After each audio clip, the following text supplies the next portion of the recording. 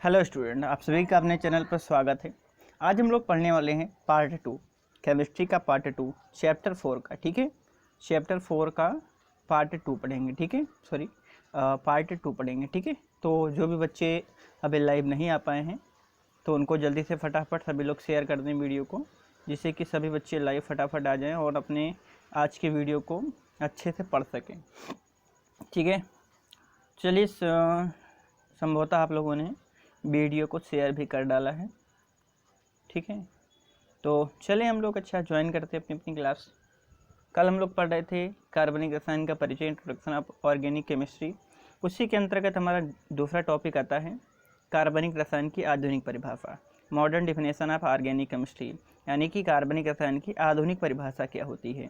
ठीक है, तो ये सारी चीज़ें हम लोग पढ़ने वाले हैं और सभी को ये मालूम है कि ये PDF जो है सभी को प्रोवाइड हो जाता है, हैंडमेड नोट होती है। तो जिसके पास भी ना पहुंच पाया करें तो वो पर्सनली हमारे नंबर पर अगर मैसेज भी कर देंगे तो हम उसको भी सेंड कर देंगे। ठीक है, और वैसे तो मैं सभी के पास में वीडियो को सेंड ही कर देता हूँ, PDF भी सेंड कर देता हूँ। अगर कोई भी रह रहा है, ठीक है, तो उसके पास में मैं पहुँचा दूँगा वीडियो को। ठीक है, तो चलिए हम लोग अपनी वीडियो को स्टार्ट करते हैं। और स्टार्ट करने से पहले आप लोग को बता दें, अगर हमारे चैनल पर आप लोग नए हैं तो वीडियो को एक बार लाइक करके चैनल को सब्सक्राइब जरूर कर लीजिएगा। ठीक है, इससे कि जो भी लेटेस्ट नोटिफिकेशन है, लेटेस्ट वीडियो सभी को प्रोवाइड होते रहेंगे। ठीक है, चलिए बात कर लेते हैं आज की हम लोग। ठीक है, सबसे पहले बात कर लेते हैं कार्बनिक रसायन क्या होते हैं। ठीक है, तो सामान्यतया कार्बनिक जो यौगिक होते हैं वो कार्बन से मिलकर बने होते हैं, यानी कार्बन और हाइड्रोजन दो से मिल करके बने होते हैं। इसके अतिरिक्त और कोई भी हमारे परमाणु हो सकते हैं, जैसे ऑक्सीजन हो सकता है, नाइट्रोजन हो सकता है, सल्फर हो सकता है, फास्फोरस हो सकता है, या फिर हैलोजन। ठीक है, यानी हैलोजन परिवार के कोई भी सदस्य हो सकते हैं। ठीक है, तो ये सभी हमारे क्या हो गए, जो कार्बनिक यौगिक होता है वो अगर बात किया जाए तो सामान्यतया जो बना होता है कार्बन और हाइड्रोजन से बना होता है। ठीक है, और इसके अतिरिक्त तो कई सारे परमाणु भी मिलकर के बना लेते हैं, जैसे हमारा ऑक्सीजन हो गया, नाइट्रोजन हो गया, सल्फर हो गया, फास्फोरस हो गया। ठीक है, या फिर हैलोजन परमाणु। हैलोजन परमाणु में होता क्या है, जैसे आयोडीन, क्लोरीन, ब्रोमीन। ठीक है, ये सारे क्या होते हैं, ये सभी क्या होते हैं, हैलोजन। ठीक है, इन सभी को क्या बोल दिया जाता है, हैलोजन बोल दिया जाता है, तो इनको हैलोजन परमाणु बोल दिया गया। ठीक है, तो इनसे जो हमारा कार्बनिक यौगिक बना होता है। अतः जिन यौगिकों में केवल हाइड्रोजन तथा कार्बन उपस्थित हैं उन्हें हाइड्रोकार्बन यौगिक कहते हैं। ठीक है, क्या कहते हैं, हाइड्रोकार्बन यौगिक कहते हैं, यानी जिसमें हाइड्रोजन और कार्बन उपस्थित हो। ठीक है, केवल हाइड्रोजन और कार्बन उपस्थित हो उन्हें क्या बोल दिया गया, हाइड्रोकार्बन बोल दिया गया। ठीक है, क्या बोल दिया गया, हाइड्रोकार्बन यौगिक बोल दिया गया। अगर आपसे कोई प्रश्न करता है कि हाइड्रोकार्बन यौगिक क्या होते हैं, तो आप लोग जवाब देंगे यही कि जो यौगिक केवल हाइड्रोजन और कार्बन से बने होते हैं वे हाइड्रोकार्बन यौगिक कहलाते हैं। ठीक है, अब हमने ऊपर तो सभी को बताया है कि इसके अतिरिक्त भी ऑक्सीजन हो जाएगा, नाइट्रोजन हो जाएगा, सल्फर, फास्फोरस, हैलोजन हो जाएंगे। अगर ये मिलेंगे तो हम क्या कहेंगे, तो इसकी दूसरी डेफिनेशन होती है कि वह यौगिक जिनमें कार्बन और हाइड्रोजन के अतिरिक्त, जैसे ऑक्सीजन है, नाइट्रोजन है, सल्फर है, फास्फोरस है आदि उपस्थित होते हैं, तो उन्हें हाइड्रोकार्बन के व्युत्पन्न बोला जाता है। ठीक है, क्या बोल दिया जाता है, हाइड्रोकार्बन के व्युत्पन्न बोल दिया जाता है। ये चीज़ सभी को क्लियर हो गया है। अगर आपसे ये कह दिया जाए कि भैया बताएं कि हाइड्रोकार्बन के व्युत्पन्न क्या होते हैं, तो वह यौगिक जो हाइड्रोजन और कार्बन के अतिरिक्त किसी अन्य यौगिक से या फिर अन्य परमाणु से बने होते हैं वह क्या कहलाते हैं, हाइड्रोजन कार्बन, यानी कि हाइड्रोकार्बन के व्युत्पन्न कहलाते हैं। ठीक है, और हाइड्रोकार्बन किसे कहते हैं, तो वह यौगिक जो केवल हाइड्रोजन और कार्बन से बने होते हैं तो क्या कहलाते हैं, हाइड्रोकार्बन कहलाते हैं। ये चीज़ें सभी को क्लियर हो गया है ना, ये चीज़ें सभी को क्लियर हो गया है। अगर हम लोग बात करते हैं आधुनिक परिभाषा के हिसाब से अगर बात करें तो हाइड्रोजन तथा उनके व्युत्पन्न कार्बनिक यौगिक कहलाते हैं। ठीक है, सॉरी, हाइड्रोकार्बन तथा उनके व्युत्पन्न कार्बनिक यौगिक कहलाते हैं। ठीक है, यानी कि अगर इस तरीके से बात करें तो हाइड्रोकार्बन, ठीक है, ये हाइड्रोकार्बन यानी हाइड्रोजन और कार्बन से जो है बना है, और जो उसके व्युत्पन्न होते हैं इन सभी को टोटल को दोनों को मिला करके क्या बोल दिया गया, कार्बनिक यौगिक बोल दिया गया। ठीक है, क्या बोल दिया गया, कार्बनिक यौगिक। तथा विज्ञान की वह शाखा जिसके अंतर्गत हाइड्रोकार्बनों तथा उनके व्युत्पन्नों का अध्ययन किया जाता है वो क्या कहलाती है, कार्बनिक रसायन कहलाती है। ठीक है, क्या कहलाती है, कार्बनिक रसायन, यानी जिसके अंतर्गत हाइड्रोकार्बन हो। ठीक है, हाइड्रोकार्बन हो। ठीक है, हाइड्रोकार्बनों, ठीक है, हाइड्रोकार्बनों या फिर उनके व्युत्पन्नों का अध्ययन किया जाता है, उसे क्या बोलते हैं, कार्बनिक रसायन बोला जाता है। ठीक है, अब अगर आपसे ये कोई पूछ रहा है सवाल कि कार्बनिक रसायन किसे कहते हैं, तो विज्ञान की वह शाखा, आपको क्या डिफिनेशन बतानी है कि विज्ञान की वह शाखा जिसके अंतर्गत हम लोग हाइड्रोकार्बनों तथा उनके व्युत्पन्नों का अध्ययन करते हैं।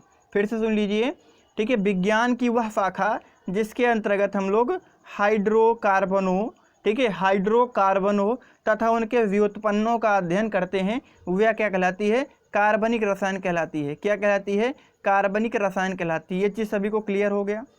अब आप लोग क्या काम करिए, कापी और कलम लेकर के जरूर बैठा करिए। जो चीज़ मैं पढ़ाता हूँ एक्स्ट्रा नोट मैं आप सभी को बना देता हूँ। ठीक है, ये चीज़ आप लोग को याद रखने वाली चीज़ें होती हैं। ठीक है, PDF तो वैसे मिल जाती है, लेकिन आप लोग कॉपी कलम लेकर के बैठा करें, तभी अच्छे से पढ़ाई कर पाएंगे। ठीक है, तो आइंदा से अगली बार जब आएंगे आप सभी लोग तो कॉपी कलम लेकर के ही बैठेंगे। ठीक है, तो अब आपसे क्या पूछा गया कि कार्बनिक रसायन किसे कहते हैं, तो आपको जवाब क्या देना है कि विज्ञान की वह शाखा जिसके अंतर्गत हाइड्रोकार्बनों तथा उनके व्युत्पन्नों का अध्ययन किया जाए। ठीक है, जिनके अंतर्गत हाइड्रोकार्बनों तथा उनके व्युत्पन्न यानी उनसे पैदा होने वाले, यानी ऑक्सीजन हो, नाइट्रोजन हो, सल्फर हो, फास्फोरस या हैलोजन हो, इनमें से कोई अलग कोई अगर परमाणु आ जाए तो मतलब क्या कहलाता है, हाइड्रोकार्बन की व्युत्पन्न कहलाते हैं, यानी व्युत्पन्न कहलाते हैं। तो या तो फिर हाइड्रोकार्बन हो तथा उनके व्युत्पन्नों का अध्ययन अगर सम्यक ज्ञान से हम लोग करेंगे तो वो क्या कहलाएगी, कार्बनिक रसायन कहलाएगी। क्या कहलाएगी, कार्बनिक रसायन कहलाएगी, ऑर्गेनिक केमिस्ट्री कहलाएगी। ठीक है, कार्बनिक रसायन कहलाएगी। ये चीज़ सभी को क्लियर हो गया। आप लोग बताते जाएँ, आप लोग बताते जाएँ, जो वीडियो को देख रहे हैं बताते जाएँ, क्या समझ में आ गया सभी को कि ठीक है। एक बार मैं और रिपीट कर रहा हूँ। ठीक है, एक बार और समझ लीजिए आप सभी लोग कि विज्ञान की वह शाखा जिसके अंतर्गत हाइड्रोकार्बनों तथा उनके व्युत्पन्नों का अध्ययन किया जाता है, कार्बनिक रसायन कहलाती है। ठीक है, चलिए आगे बात कर लेते हैं, कार्बनिक यौगिकों की क्या क्या विशेषताएं होती हैं। ठीक है, तो कार्बनिक यौगिकों की विशेषताएं बहुत सारी होती हैं। सबसे पहली एक विशेषता की बात करें, स्रोत। ठीक है, स्रोत के हिसाब से अगर बात करें तो प्राकृतिक रूप से कार्बनिक यौगिकों की जो प्राप्ति होती है वह जीव जंतुओं तथा वनस्पतियों से होती है। अगर प्राकृतिक रूप से पूछें, ठीक है, प्राकृतिक रूप से अगर बात करें, हम ये नहीं कह रहे हैं कि जो प्रयोगशाला में नहीं बनाया जा सकता है। इसके पहले मैंने आप सभी को पढ़ा भी दिया है कि प्रयोगशाला में बनने वाला सबसे पहला, ठीक है, सबसे पहला यौगिक, कार्बनिक यौगिक कौन सा था, आप लोग कमेंट में बताएं। सबसे पहला कार्बनिक यौगिक कौन सा था, प्रयोगशाला में बनने वाला सबसे पहला कार्बनिक यौगिक कौन सा था और किसने बनाया था। ठीक है, ये कमेंट में आप सभी लोग बताएंगे, ये कमेंट में आप लोग बता देंगे। ठीक है, चलिए यहाँ पर बात कर लेते हैं कि प्राकृतिक रूप से कार्बनिक यौगिकों की प्राप्ति जो होती है वो जीव जंतुओं तथा वनस्पतियों से होती है। इसके अतिरिक्त कोयला तथा पेट्रोलियम इसके अन्य स्रोत भी होते हैं। ठीक है, यानी स्रोत अगर बात कर लिया जाए कार्बनिक यौगिकों की तो बहुत ज़्यादा होती है। इनकी प्राप्ति जीव जंतुओं से भी हो जाती है, ठीक है, और वनस्पतियों से भी होती है। और इसके अतिरिक्त भी बात कर लिया जाए तो कोलतार है, ठीक है, और क्या हो जाती है हमारी, पेट्रोलियम होती है। ठीक है, इन सभी से स्रोत है, मतलब इन सभी से प्राप्त किया जाता है। ठीक है, अब दूसरा बात कर लेते हैं कि तत्वों की उपस्थिति। ठीक है, तत्व कितने पाए जाते हैं, कहाँ कहाँ पाए जाते हैं, इन सभी की बात कर लेते हैं। ठीक है, तो सभी कार्बनिक यौगिक का महत्वपूर्ण, ठीक है, तत्व क्या होता है, कार्बन होता है। इसके पहले हमने सभी को बताया था, ये किसने कहा था। ठीक है, ये क्वेश्चन हमारा नेक्स्ट है, ये किसने कहा था कि कार्बनिक यौगिक का मुख्य आवश्यक तत्व कार्बन होता है, किसने कहा था। ठीक है, ये क्वेश्चन है, आप लोग आंसर बताएं। ठीक है, ये किसने कहा था कि कार्बनिक जो पदार्थ होते हैं उनका मुख्य आवश्यक तत्व कार्बन होता है। ठीक है, मुख्य आवश्यक तत्व कार्बन होता है, ये किसने कहा था, आप लोग बताएंगे, आप लोग बताएंगे। ठीक है, चलिए, यानी जितने भी कार्बनिक यौगिक होते हैं उन सभी का महत्वपूर्ण तत्व क्या होता है, कार्बन होता है। कार्बन तथा हाइड्रोजन के अतिरिक्त, ठीक है, इसमें क्या पाया जाता है, सल्फर, ऑक्सीजन, नाइट्रोजन और फास्फोरस या फिर हैलोजन तत्व भी उपस्थित हो सकते हैं। ठीक है, हैलोजन तत्व भी इसमें पाए जा सकते हैं। तो उपस्थिति भी हमको पता चल गया। ठीक है, उपस्थिति भी हमको पता चल गया। अब यौगिकों की संख्या के बारे में बात कर लेते हैं। तो वर्तमान में लगभग 20 लाख यौगिक ज्ञात हैं। ठीक है, लगभग के लिए अगर बात कर लें तो 20 लाख से अधिक यौगिक हमको ज्ञात हैं। इसमें से अगर बात करें तो 90% से ज़्यादा कार्बनिक यौगिक हैं। ठीक है, इसमें 90% से ज़्यादा कार्बनिक यौगिक हैं। ठीक है, जो भी ज्ञात तत्व हैं 20 लाख, इसमें से 90% से एबव कार्बनिक यौगिक हैं। ठीक है, ये चीज़ समझ में सभी को आ गया। ठीक है, चलिए आगे बात कर लेते हैं कि कार्बन में यौगिक बनाने की विशिष्ट क्षमता की बात कर लेते हैं। तो कार्बन एक ऐसा तत्व होता है, ठीक है, जिसमें स्वयं के साथ बंध बनाने की सबसे अधिक क्षमता होती है। ठीक है, यानी जिसमें स्वयं के साथ, ठीक है, स्वयं के साथ बंध बनाने की सबसे ज़्यादा क्षमता पाई जाती है। तो कार्बन के परमाणुओं में, ठीक है, कार्बन के परमाणुओं के साथ सहसंयोजी बंधों की जो एक लंबी श्रृंखला होती है, जिसे हम लोग खुली श्रृंखला या समृद्ध श्रृंखला कहते हैं। आगे हम लोग पढ़ेंगे, जब नॉमेनक्लेचर पढ़ेंगे तो वहाँ पर हम सभी को पढ़ाएंगे कि खुली श्रृंखला क्या होती है, बंध श्रृंखला क्या होती है। इसके अकॉर्डिंग अगर बात करें तो जो कार्बन होता है इसमें श्रृंखलन का गुण पाया जाता है। ठीक है, इसमें क्या पाता है, श्रृंखला बनाने का गुण पाया जाता है। ठीक है, यानी बहुत ज़्यादा श्रृंखला बनाने का इसमें गुण पाया जाता है। ठीक है, ये चीज़ सभी को क्लियर हो गया। आगे बात कर लेते हैं बंधों की प्रकृति कैसी होती है। ठीक है, बंधों की प्रकृति, तो कार्बन मुख्य रूप से सहसंयोजक बंध बनाता है। कैसा बंध बनाता है, सहसंयोजक बंध बनाता है। अगर आपसे कोई प्रश्न पूछ लेता है कि कार्बन किस प्रकार का बंध बनाता है, तो सहसंयोजक बंध बनाता है। ये चीज़ याद रहेगा सभी को याद रहेगा। आगे बात कर लेते हैं, तो कार्बन की संयोजकता 4 होती है। कितनी संयोजकता होती है, 4। संयोजकता का मतलब है वो कितने इलेक्ट्रॉन को एक्सेप्ट कर रहा है या डोनेट कर रहा है, यानी इसके अंतिम कोष के अकॉर्डिंग। ठीक है, अंतिम कोष के एक अकॉर्डिंग, यानी जितने इलेक्ट्रॉन को एक्सेप्ट करेगा या दान देगा उसे कहेंगे संयोजकता। ठीक है, तो कार्बन की 4 संयोजकता होती है। अतः कार्बन का परमाणु स्वयं से या अन्य तत्वों से कुल 4 सहसंयोजक बंध बना सकता है। कैसे, 4 सहसंयोजक बंध बना सकता है। ठीक है, 4 इलेक्ट्रॉन इसके अंतिम कोष में होते हैं। तो मैंने सभी को बताया था अष्टक बनाने के लिए 8 चाहिए, इसमें 4 हैं। तो ये काम करेगा, 4 को डोनेट भी कर सकता है और 4 को एक्सेप्ट भी कर सकता है। ठीक है, इसलिए इसकी संयोजकता 4 हो जाती है। ठीक है, संयोजकता 4 हो जाती है। यह चीज़ सभी को क्लियर हो गया। तो ये अपने परमाणु, ठीक है, स्वयं वाले परमाणु कार्बन से या फिर कोई अन्य परमाणु से 4 सहसंयोजक बंध बना सकता है। ठीक है, 4 सहसंयोजक बंध बना सकता है। वो 4 प्रकार से हो सकते हैं। बात पहला वाला बंध देख लेते हैं, या फिर सभी बंध एकल बंध बनाए, यानी चारों एकल बंध। तो बीच में मिडिल में कार्बन, अगल बगल आप लोग देख ले, यहाँ से यहाँ से यहाँ से यहाँ से कोई अन्य परमाणु लगा रहेगा। ठीक है, कोई अन्य परमाणु, यहाँ पर हाइड्रोजन भी हो सकता है, कुछ भी हो सकता है। ठीक है, तो पहला स्थिति क्या है कि वो 4 एकल बंध बनाए। दूसरी स्थिति क्या है कि 2 एकल बंध हो और 1 द्विबंध हो। तो इसके अकॉर्डिंग हो जाएगा। तो देखिए यहाँ पर मेन पॉइंट क्या है, ये जो कार्बन है वो 4 इलेक्ट्रॉन से संयोग कर रहा है, एक यहाँ, एक यहाँ, एक यहाँ और एक यहाँ, यानी 4 से संयोग कर रहा है। वही चीज़ यहाँ पर भी है, एक यहाँ और 2 यहाँ, तो 4 हो गया। तो पहला बंध हो गया, 4 एकल बंध बना सकता है, या फिर 2 एकल बंध या 1 द्विबंध बना सकता है। ठीक है, 2 एकल बंध, यानी सिंगल बॉन्ड को एकल बंध बोला जाता है और डबल बॉन्ड को द्विबंध बोला जाता है। ठीक है, तो एक या तो काम ये करेगा 4 एकल बंध बना ले, एक ये काम करेगा कि 2 एकल बंध बना ले या फिर 1 द्विबंध बना ले। ये एक साथ में आ सकता है। ठीक है, अगला क्या है, या तो फिर ये काम करे कि दोनों द्विबंध बना ले। ठीक है भाई, ये देखिए कार्बन ने 2 द्विबंध बना लिया है और इसकी 4 संयोजकता पूरी हो गई है। ठीक है, और ये किस तरीके से बंध बना सकता है, या तो फिर एक एकल बंध हो और फिर एक त्रिबंध हो। तो 3 और 1 4, इसकी संयोजकता 4 पूरी हो गई। ठीक है, 4 फॉर्म में कार्बन रह सकता है। ठीक है, 4 फॉर्म में कार्बन रह सकता है। या तो दोनों ये फॉर्म है, इस फॉर्म में कार्बन संयोग करेगा परमाणुओं से, या तो इन 2 फॉर्म में कार्बन संयोग करेगा। ठीक है, परमाणुओं से। ये चीज़ सभी को क्लियर हो गया। ठीक है, बंधों की प्रकृति भी हमको समझ में आ गई। कार्बन सहसंयोजक बंध बनाता है, ये भी समझ में आ गया। ठीक है, कार्बन की संयोजकता 4 होती है, ये भी समझ में आ गया। अब विलयता की बात कर लेते हैं। तो सहसंयोजक होने के कारण जो बंध होता है, वो सहसंयोजक होने के कारण जो कार्बनिक यौगिक हैं अधिकांश जल में अविलय होते हैं।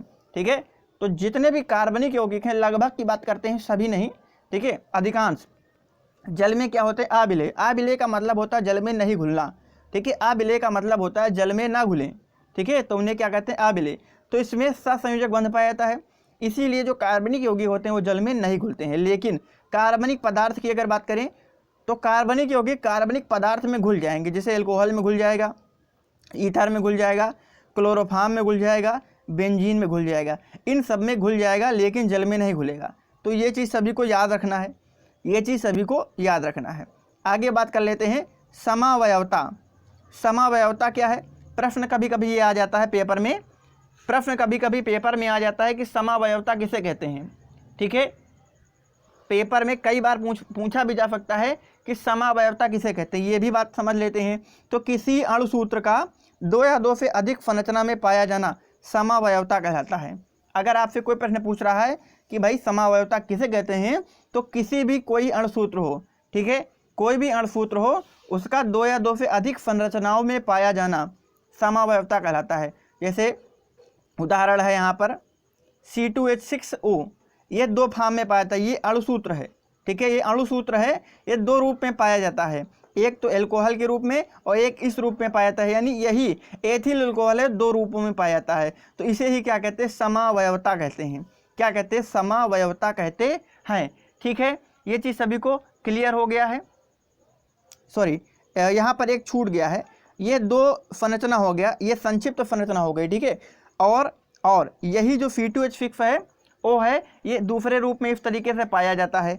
दूसरा रूप हम बनाना यहाँ पर भूल गए हैं। ठीक है, तो दूसरा रूप इस तरीके से होगा, छोटा छोटा बना देते हैं अलग, C और एक हमारा O हो जाएगा, ये C हो जाएगा, ये H हो जाएगा, यहाँ से हाइड्रोजन लगा हुआ है, यहाँ से हाइड्रोजन लगा हुआ है, यहाँ से हाइड्रोजन लगा हुआ है, यहाँ से हाइड्रोजन लगा हुआ है, यहाँ से हाइड्रोजन लगा हुआ है।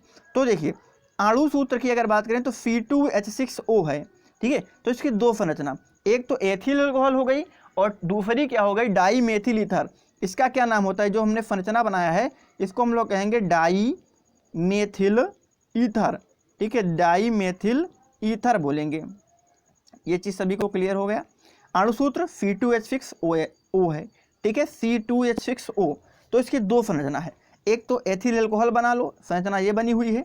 ठीक है, एक तो एथिल अल्कोहल बना लो, सामने संरचना ये बनी हुई है, एक तो डाईमेथिल ईथर बना लो इस तरीके से। अब दोनों में सिमिलैरिटी बात समझेंगे, कार्बन यहाँ पर 2 और यहाँ पर भी तो 2 है ना, ऑक्सीजन यहाँ पर भी 1, यहाँ पर भी 1, हाइड्रोजन गिनो कितने हैं? 6 हैं, तो 1 2 3 4 5 6 हाइड्रोजन दोनों के पास हैं। ठीक है, तो इसके अगर हिसाब से देखा जाए तो अगर किसी भी अणुसूत्र की 2 या 2 से अधिक संरचना पाई जाए, जैसे एक ये अणुसूत्र था C2H6O, इसकी 2 संरचना मिल गई, एक एथिल अल्कोहल मिल गया और दूसरा डाईमेथिल ईथर मिल गया, तो इन्हीं को क्या कहते हैं? समावयवता कहते हैं। इन्हीं को क्या कहते हैं? समावयवता कहते हैं। ये चीज़ सभी को क्लियर हो गया, ये चीज़ सभी को क्लियर हो गया भाई, समझ में आ गया। अगर आप लोग चाहें तो नोट बना लें। ठीक है, जो प्यारे बच्चे हैं सभी लोग जो हैं ये सभी लोग नोट बना सकते हैं और अच्छे से आप लोग बना भी याद भी कर सकते हैं। बाई चांस कहीं मेरे द्वारा बनाई गई नोट में कहीं ना कहीं गड़बड़ी आ जाती है तो मैं पढ़ाने के टाइम आप सभी को क्लियर करा देता हूँ, सही करा देता हूँ, लेकिन अब जब मैं PDF सेंड करूँगा वहाँ पर आप लोग जो हैं नहीं समझ पाएंगे। ठीक है, तो आप लोग एक काम करिए, कापी कलम अगर लिए हैं तो इसको नोट कर लें, फटाक से नोट कर लें, दोनों एग्जाम्पल को अलग अलग। ठीक है, दोनों एग्जाम्पल को अलग अलग नोट कर लें। मैं सही से बना दे रहा हूँ संरचना सही से। एक तो ये संरचना हो गई और दूसरी संरचना डाई मेथिल ईथर की बना रहा हूँ, आप लोग समझ लें, बड़ा बड़ा बना रहा हूँ। ये कार्बन, ये ऑक्सीजन, ये कार्बन, ये हाइड्रोजन, ये हाइड्रोजन, यहाँ से हाइड्रोजन लगा हुआ है, ये हाइड्रोजन लगा हुआ है, ये हाइड्रोजन लगा हुआ है और ये हाइड्रोजन लगा हुआ है। ये डाई मेथिल ईथर है। क्या है? Dimethyl ether. ठीक है, एक तो एथिल अल्कोहल की संरचना नीचे बनी है और डाईमेथिल ईथर की ऊपर बन गई है। चलिए, सभी को क्लियर हो गया, जितने बच्चे हैं सभी को समझ में आ गया। अब आगे बात कर लेते हैं बहुलकता। ठीक है, बहुलकता क्या होती है, बहुलक कैसे कहते हैं? तो मैथ में सभी लोगों ने पॉलीमर्स पढ़ा होगा, बहुलकता पढ़ा होगा, तो वही चीज़ हम लोग देख लेते हैं कि किसी यौगिक के परमाणुओं के सरलतम अनुपात को मूलानुपाती सूत्र कहते हैं। ठीक है, फिर से समझिए, किसी यौगिक के परमाणुओं के सरलतम अनुपात को, जो भी यौगिक के अंदर परमाणु होगा उसका सरल अनुपात मूलानुपाती सूत्र कहलाता है। क्या कहलाता है? मूलानुपाती सूत्र कहलाता है। अब देखिए क्वेश्चन इस तरीके से बन भी सकता है। ठीक है, बहुलकता की तो हम डेफिनेशन दे ही रहे हैं। ठीक है, बहुलकता की तो डेफिनेशन हम लोग दे रहे हैं, लेकिन इसमें एक मूलानुपाती सूत्र आ गया कि मूलानुपाती सूत्र किसे कहते हैं। तो आपको क्या करना है, आपको लिखना है कि किसी यौगिक के परमाणु के सरलतम अनुपात को मूलानुपाती सूत्र कहा जाता है। ठीक है, चलिए आगे बात कर लेते हैं। यदि किसी एक ही मूलानुपाती सूत्र 2 या अधिक यौगिक का निर्माण करे तो उसे इस गुण को बहुलकता बोला जाता है। जैसे C2H6 बेंजीन बना हुआ है, ठीक है, क्या लिखा हुआ है C2H6, ठीक है, यहाँ पर फार्मूला थोड़ा सा गलत लिखा हुआ है, ठीक है, बेंजीन का फार्मूला होता है C6H6 होता है, ठीक है। तो आप लोग ये काम करें, बेंजीन के फार्मूले को थोड़ा सा सही कर लें। इसका फार्मूला होता है C6H6, ठीक है, और एसिटिलीन का फार्मूला होता है C2H2, ये तो सही लिखा हुआ है। अब इनका यदि सरल अनुपात निकालें, तो यदि आप लोग को मालूम है अनुपात, तो अनुपात आप कैसे निकालेंगे, कार्बन 6 अनुपात हाइड्रोजन 6, अगर काटेंगे तो यहाँ पर 1:1 आएगा, है ना, यानी कार्बन 1 है और हाइड्रोजन 1 है, इसे क्या कहेंगे, सॉरी यहाँ पर हाइड्रोजन है, हाइड्रोजन 1 है, इसे क्या कहेंगे हम लोग, मूलानुपाती सूत्र कहेंगे, यानी CH मूलानुपाती सूत्र कहलाएगा। यानी इसमें उपस्थित जो परमाणु हैं उनका सरल अनुपात क्या है, CH है। अब देखिए यहाँ पर भी अगर सही कर लेंगे, ये 6 कर लेंगे, तो यहाँ का अनुपात C/H यानी 1:1, यहाँ का भी अनुपात C/1। भाई 2 यहाँ पर बात करेंगे, 2 अनुपात, अगर 2 लिखा है काटोगे तो 1:1 आएगा, तो C/H ही तो आएगा, यानी दोनों में क्या है, CH समान है। तो इसी को क्या कहते हैं, बहुलकता कहते हैं। क्या कहते हैं, बहुलकता कहते हैं, ठीक है, सभी बच्चों को समझ में आ गया है ना। चलिए आगे बात कर लेते हैं, कार्बन की चारों संयोजकताओं की प्रकृति के बारे में बात कर लेते हैं, ठीक है। यहाँ पर बात करेंगे कि यदि कार्बन 4 समान प्रकार के 4 एकल बंध निर्मित करे, यदि जो कार्बन है वो 4 समान प्रकार के परमाणुओं से 4 एकल बंध, सिंगल बॉन्ड जैसे ये बना रहा है, सिंगल बॉन्ड बनाता है, तो चारों एकल बंधों की लंबाइयाँ समान होती हैं, ठीक है, चारों एकल बंधों की संयोजकताएं क्या होती हैं, समान होती हैं। अगर चारों जो परमाणु हैं समान हैं, एक ही परमाणु है, ठीक है, अगर हाइड्रोजन है तो हाइड्रोजन ही रहेगा, अगर मीथेन है तो मीथेन ही रहेगा, तो जो मतलब लंबाई होगी, जो बंध की लंबाई होती है, वो प्रकृति जो होगी वो क्या होगी, समान होगी, ठीक है। ये चीज़ सभी को क्लियर हो गया। चलिए बहुत अच्छे, आप लोग एक काम करिए, नोट बनाते रहेंगे और नोट तो हम PDF सेंड कर देंगे, आप लोग मन होगा तो रब पे नोट कर लीजिएगा, ठीक है, मन होगा तो आप लोग रब पे नोट कर सकते हैं, ठीक। चलिए अब लिखा है कि कार्बनिक और अकार्बनिक यौगिकों में अंतर क्या होता है। प्रश्न बहुत बढ़िया है, लगभग के लिए 4 नंबर या 5 नंबर में बड़े वाले में आता है, इसको कैसे सॉल्व करेंगे। चलिए बात कर लेते हैं। सबसे पहले कार्बनिक यौगिक क्या होता है, तो सबसे एक पॉइंट, पहला पॉइंट कि इन यौगिकों में कार्बन तत्व का होना आवश्यक है। भाई जो कार्बनिक यौगिक होगा तो कार्बन तो अवश्य पाया जाएगा। अकार्बनिक यौगिक क्या होते हैं, बाइकार्बोनेट, कार्बोनेट, साइनेट आदि को छोड़कर ये यौगिक कार्बन रहित होते हैं। यानी कुछ ऐसे होते हैं जो कार्बन तो होता है लेकिन अकार्बनिक होते हैं, जैसे बाइकार्बोनेट, कार्बोनेट, साइनाइड, इन सभी को अगर छोड़ दें तो सभी कार्बन रहित होते हैं। इसमें कार्बन पाया जाएगा लेकिन इसमें कार्बन नहीं पाया जाएगा। चलिए अगला पॉइंट है, कार्बनिक यौगिक क्या होते हैं, ज्वलनशील होते हैं, यानी जलने का काम करते हैं। जितने भी कार्बनिक यौगिक हैं वो ज्वलनशील होते हैं, लेकिन ये क्या होते हैं, अकार्बनिक यौगिक जो होते हैं वो ज्वलनशील नहीं होते हैं, ठीक है, ज्वलनशील नहीं होते हैं। चलिए आगे बात कर लेते हैं। इन यौगिकों के अणुभार उच्च तथा अणु की रचना जटिल होती है, यानी इनके अणुभार क्या होंगे, उच्च पाए जाएंगे, बहुत बड़े अणुभार होंगे और इनकी रचना जटिल होगी। लेकिन इसमें अकार्बनिक में क्या होगा, इनके जो अणुभार होते हैं वो निम्न होते हैं तथा इनकी रचना सरल होती है, इनकी रचना सरल होती है। चलिए आगे बात कर लेते हैं। इन यौगिकों के गलनांक तथा क्वथनांक, ठीक है, बहुत कम होते हैं, ठीक है, गलनांक तथा क्वथनांक बहुत कम होते हैं, ठीक है। अकार्बनिक यौगिक में क्या होते हैं, इन यौगिकों के जो गलनांक होते हैं और क्वथनांक होते हैं बहुत ही ज़्यादा उच्च होते हैं, ठीक है, बहुत ही ज़्यादा उच्च होते हैं। चलिए आगे बात कर लेते हैं कि इनके अणु रासायनिक अभिक्रिया में सामान्यतया मंद गति से भाग लेते हैं, ठीक है, बात को समझेंगे। इनके अणु जो रासायनिक अभिक्रिया होगी उसमें मंद, बहुत ही धीरे धीरे गति से भाग लेंगे। लेकिन अकार्बनिक यौगिक में क्या होता है, इनके अणु के मध्य में होने वाली रासायनिक अभिक्रियाएं बहुत ही तीव्र होती हैं, ठीक है।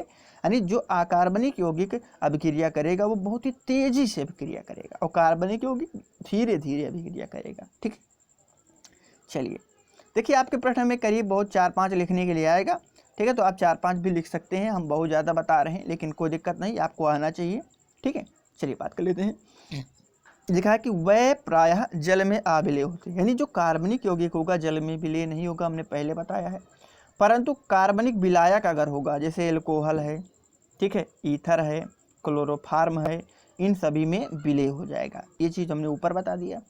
अकार्बनिक यौगिक क्या होते हैं? ये जल में घुल जाते हैं तथा कार्बनिक विलायकों में अविलेय होते हैं, यानी कार्बनिक विलायक यदि आ गया तो उसमें नहीं घुल पाएंगे, ठीक है। आगे बात कर लेते हैं। जो कार्बनिक यौगिक विद्युत के कुचालक होते हैं, जितने भी कार्बनिक यौगिक होते हैं वो विद्युत के कुचालक होते हैं। क्यों कुचालक होते हैं? विद्युत का चालन क्यों नहीं करते हैं? क्योंकि ये आयनीकृत नहीं होते हैं। जब तक आयनीकृत नहीं होंगे, आयनों में टूटेंगे नहीं, तब तक विद्युत का चालन नहीं हो पाएगा, ठीक है। अकार्बनिक यौगिक की यदि बात कर लें तो अकार्बनिक यौगिक विद्युत के सुचालक होते हैं, क्योंकि जल में घुलने पर ही आयनीकृत हो जाते हैं। ये जल में घुलते हैं और जल में घुलेंगे तो आयनीकृत हो जाएंगे, अर्थात विद्युत का चालन करने लगेंगे, इसीलिए विद्युत के सुचालक होते हैं, ठीक है। ये चीज़ सभी को समझ में आ रहा है। आगे बात कर लेते हैं। इन यौगिकों में मुख्यतः सहसंयोजक बंध पाया जाता है, ये हमने सभी को बताया है। और अकार्बनिक में बात कर लें तो इन यौगिकों में सहसंयोजक व आयनिक दोनों प्रकार का बंध पाया जाता है। जितने भी अकार्बनिक यौगिक होते हैं, यानी जिनमें कार्बन नहीं पाया जाता है, उसमें सहसंयोजक व आयनिक दोनों प्रकार के बंध पाए जाएंगे, ठीक है। इसमें बात कर लेते हैं। इन यौगिकों में समावयवता पाई जाती है। समावयवता मतलब कई रूपों में पाया जाना। ये चीज़ सभी को हमने कई पीछे अभी बताए रखा है, ठीक है, बता भी दिया है। और इनमें का अकार्बनिक यौगिक में समावयवता नहीं पाई जाती है, ठीक है। ये चीज़ सभी को क्लियर हो गया। तो ये चीज़ आज का टॉपिक सभी को मज़ा आ रहा है, समझ में आ रहा है, ठीक है। चलिए आगे बात कर लेते हैं कि दैनिक जीवन में जो कार्बनिक रसायन है उसका महत्व की यदि बात कर लें, ठीक है, तो क्या क्या महत्व होता है, ठीक है। बहुत सारे क्षेत्र ऐसे हैं। भोजन के क्षेत्र में यदि बात कर लें तो कार्बनिक यौगिक का इसके क्षेत्र में क्या महत्व होता है, तो विटामिन, प्रोटीन, चीनी, आटा, वसा आदि सभी क्या होते हैं? कार्बनिक यौगिक होते हैं। अगर कार्बनिक यौगिक ना हो तो विटामिन, प्रोटीन, चीनी, आटा, वसा आदि हमें नहीं प्राप्त हो पाएंगी, ठीक है। ये चीज़ समझ में आ गया। अब कृषि की यदि बात कर लें तो कृषि क्षेत्र में इसका योगदान कैसे रहता है, तो कृषि उत्पादन की वृद्धि बढ़ाने के लिए कार्बनिक रसायनकों का यूज किया जाता है, प्रयोग किया जाता है। विभिन्न प्रकार के जो उर्वरक होते हैं, यानी जो खाद होती है, बीज संरक्षण में प्रयुक्त होने वाले रसायन जैसे गैमेक्सिन, ठीक है, विभिन्न कीटाणु नाशक, ये सभी क्या होते हैं? कार्बनिक यौगिक होते हैं। अगर ये ना हो तो हमारी खेती अच्छे से नहीं हो पाएगी। तो खेती के क्षेत्र में इनका इस प्रकार से योगदान होता है। यदि औषधि के क्षेत्र में बात कर लें तो बहुत सारे होते हैं, जैसे chloromycetin, streptomycin, aspirin, chloroform, paracetamol, urotropin, ये सभी क्या होते हैं? कार्बनिक यौगिक होते हैं, ठीक है। इनका जो फनफलेफल होता है वो कार्बनिक रसायन की ही देन है, इसीलिए औषधि के रूप में प्रयोग किया जा रहा है। अगर मान के चलिए ये ना हो तो हमें औषधि भी नहीं प्राप्त हो पाएगी। तो औषधि के क्षेत्र में कार्बनिक यौगिकों का बहुत बड़ा महत्वपूर्ण योगदान है। कपड़े की यदि बात कर लें तो रेशमी हैं, ऊनी हैं, सूती हैं, अनेक प्रकार के रेयान हैं, नायलॉन है, टेरिलीन है, इन सभी जो का निर्माण किससे होता है? कार्बनिक रसायन की ही देन है। भाई रेशम कहाँ से प्राप्त होगा? जंतु से। जंतु से ही तो मैंने बताया था कार्बन, ठीक है, कार्बनिक यौगिक का निर्माण होता है। पहले थ्योरी दिया नहीं गया है कार्बनिक यौगिक कहाँ से मिलता है, ठीक है। यानी कार्बनिक, ठीक है, यौगिक किसे कहते हैं? हमने सभी को बताया ना, जो जंतु या वनस्पतियों से प्राप्त हो, ठीक है। तो रेशम जंतु से प्राप्त होता है, ऊन जंतु से प्राप्त होता है, सूत्र जंतु या पेड़ पौधों से प्राप्त होता है। तो ये सभी क्या होते हैं? कपड़े के क्षेत्र में भी बहुत बड़ी भूमिका निभाते हैं, है ना। आगे बात कर ले, युद्ध के क्षेत्र में भी बहुत बड़ी भूमिका निभाया जाता है कार्बनिक यौगिकों का। जैसे बहुत सारे विस्फोटक होते हैं, जैसे डायनामाइट हो गया, TNT हो गया, अश्रु गैस हो गया, मस्टर्ड गैस हो गया, ये सभी कार्बनिक रसायन की ही देन होती है, ठीक है। आगे बात कर लें ईंधन तथा ऊर्जा की बात कर लेते हैं, फ्यूल के बारे में बात कर लेते हैं। तो जितने भी लकड़ी, कोयले, ठीक है, के अतिरिक्त लकड़ी, कोयले के अतिरिक्त कार्बनिक रसायन द्वारा अनेक ईंधन प्राप्त किए जाते हैं। इसके अतिरिक्त यानी ये तो है ही, लकड़ी कोयला तो है ही, लेकिन इसके अतिरिक्त भी हैं, जैसे डीजल है, पेट्रोल है, कुकिंग गैस है, ये इनके माध्यम से ये सभी क्या होते हैं, कार्बनिक रसायन होते हैं और ये हमें ईंधन, ऊर्जा देने का काम करते हैं। ठीक है, प्लास्टिक रबड़ की बात कर लेते हैं। तो विभिन्न प्रकार की रबड़ें कहाँ से पाई जाती हैं, ठीक है, पेड़ पौधों से पाई जाती हैं। जैसे प्लास्टिक हो गया, पॉलीथीन हो गया, नियोप्रीन रबड़ हो गया, ठीक है, प्रोपिलीन हो गया, आदि सभी क्या है, कार्बनिक पदार्थ की ही देन है। ठीक है, इनको जलाने पर कार्बन निकलता है, तो आप सभी को मालूम है जनरली रूप से कार्बन निकलेगा, तो सभी कार्बनिक यौगिक होंगे। ठीक है, श्रृंगार सज्जा की सामग्रियों में भी इसका यूज होता है, जैसे क्रीम है, साबुन है, पेंट है, कपूर है, तेल है, इत्यादि चीज़ें सभी को बनाने में कार्बनिक रसायन की, ठीक है, ज़रूरत होती है। आगे बात कर लेते हैं अन्य की। अगर बात करें, जैसे लकड़ी का सामान है, चमड़ा है, कागज़ है, वार्निश है, फोटोग्राफिक डेवलपर है, रेजिन है, ये जो सभी चीज़ें हैं ये सभी कार्बनिक रसायन की ही देन है। ठीक है, तो यदि अगर ओवरऑल देखें तो कार्बनिक रसायन हर क्षेत्र में फैला हुआ है। अगर कार्बनिक रसायन ना होता तो हम आज बहुत पीछे होते। ठीक है, हम आज बहुत पीछे होते। ठीक है, आज आपके लिए बहुत सारी चीज़ें हम लेकर के आए थे। ठीक है, बहुत सारे चीज़ों को हमने पढ़ाया कल और आज, उसके ऊपर कुछ छोटे से प्रश्न लेकर के आए हैं। यदि आपकी इच्छा होगी तो आप लोग इन सभी प्रश्नों का हल, ठीक है, इन सभी प्रश्नों का हल करके व्हाट्सएप ग्रुप पर सेंड कर दीजिएगा, यदि इच्छा आपकी होगी तब। यदि इच्छा आपकी नहीं है तो ज़रूरत नहीं है। ठीक है, और जो भी प्रश्न आप लोग नहीं कर पाएंगे अगले दिन हम उसको सॉल्व कराएंगे।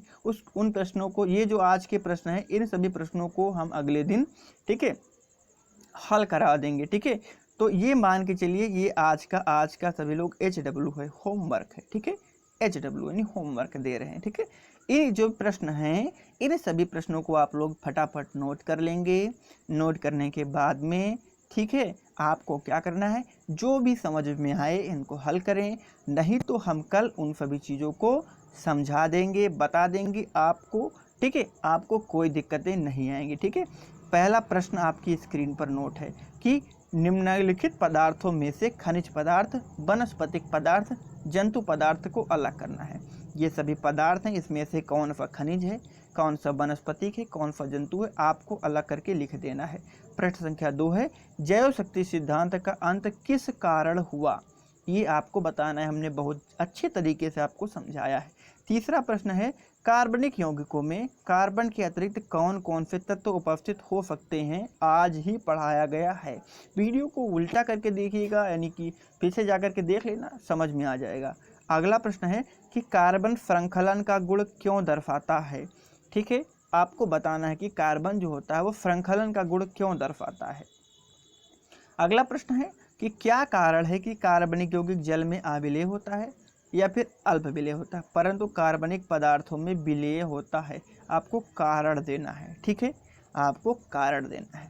आगे बात कर लेते हैं, जो सोडियम क्लोराइड होता है वो सिल्वर नाइट्रेट के साथ तो श्वेत अपक्षेप देता है, लेकिन क्लोरोफार्म के साथ नहीं देता है। क्यों नहीं देता है, इन सभी प्रश्नों को आपको हल करना है। ठीक है, जो भी दिक्कत आएगी उन दिक्कतों को हम आपको कल बता देंगे। सबसे पहले आज के प्रश्न को कल हल कराएंगे, फिर नए प्रश्नों की ओर चलेंगे, नए टॉपिक की ओर चलेंगे। अगर आपको वीडियो आज की अच्छी लगी हो तो प्लीज़ वीडियो को जाने से पहले वीडियो को लाइक करें। ठीक है, और यदि हमारे वीडियो को आप लोग शेयर नहीं करते हैं तो वीडियो को शेयर कर दें और हमारे चैनल को सब्सक्राइब कर ले। ठीक है, जिससे कि लेटेस्ट नोटिफिकेशन आप लोगों तक पहुंचाई जा सके। ठीक है, तो लेता हूं आपसे अलविदा, अब फिर मिलूंगा अगले दिन। तब तक के लिए गुड नाइट, स्वीट ड्रीम। ठीक है, गुड नाइट, और अच्छे से रात गुजरे, अच्छे से पढ़ाई करो और भविष्य में एक अच्छे से गोल की ओर बढ़ो। ठीक है, एक अच्छा सा गोल फिट करना है आपको। ठीक है, एक अच्छे से लक्ष्य की ओर निकलना है। प्रत्येक दिन आप सभी लोग एक गोल बनाए कि जितना हम पढ़ाते हैं उन सभी चीज़ को आप लोग याद करें, समझ लें अच्छे तरीके से। ठीक है, यानी अपने एक गोल की ओर अग्रसर रहें। ठीक है, अगर आपको कोई भी समस्या आती है तब आप लोग हमारे व्हाट्सएप से कांटेक्ट कर सकते हैं। ठीक है, व्हाट्सएप ग्रुप से कांटेक्ट कर सकते हैं। आप लोग ग्रुप पर मैसेज डाल सकते हैं जो भी यदि आपको दिक्कतें आती हैं तब, ठीक है। और वीडियो को ज़्यादा से ज़्यादा बच्चे वॉच किया करें, ये मैं आपको बता रहा हूँ, ठीक है। तो चलिए फिर मिलेंगे अगले दिन, तब तक के लिए गुड बाय, ठीक है। और अच्छे से पढ़िए, मस्त रहिए, खाते पीते रहिए, ठीक है। चलिए गुड बाय।